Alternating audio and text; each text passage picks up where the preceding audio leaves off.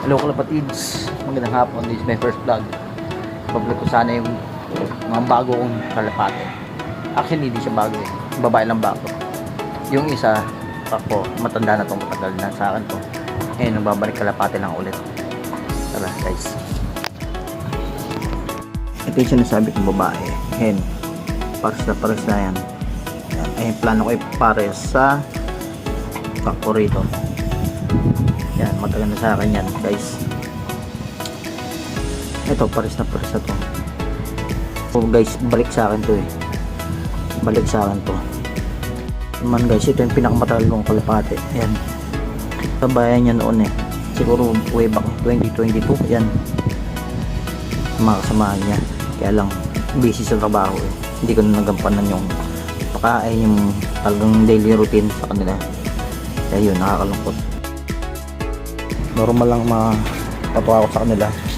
Ganito guys. Hindi pa nakabilang mga probiotics. Yan. Pero mag-okay na. Magagawa ko na guys lahat. Ay, ito lang. Ito yung pakain sa hapon. Once a week lang ako magpakain sa kanila. Ay, once a day ako magpakain sa kanila. Sorry.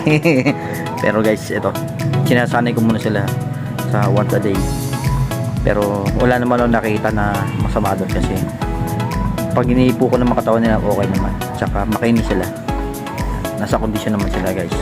Ang mahalaga lang eh is mapagpares ko sila.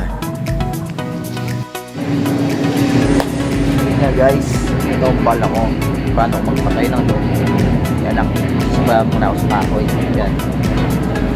Ito kasi maganda kasi viewing dito guys. Ito, baka nang niya yung view. Yan.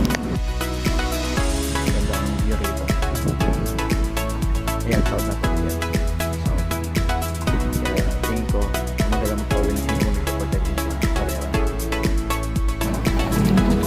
Nga guys, mag-start muna ako sa kahoy na loft. Ulit, babalik ako yung gaya natin guys. Papata ko siya kung yung dati kong loft dati. At ano yung mga alaga ko dati. So,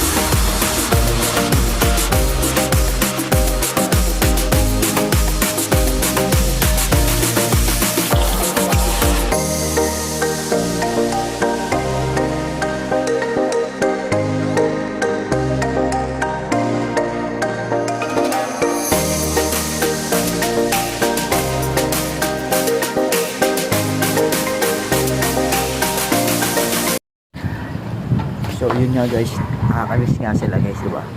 Yan, kaya gusto ko magbalik loob ulit sa pagkakalapate kasi naging ano ko na, part na siya ng buhay ko. Yun, gusto kong pumasok sa karera. Kaya lang, kailangan ng malaking budget, pero mag-start muna ako sa simple lang. Yun guys, maraming salamat guys. Bigyan naman ng tip para saan ako na anong gagawin ko sa mga breeding. And guys, maraming salamat kalapatids. See ya.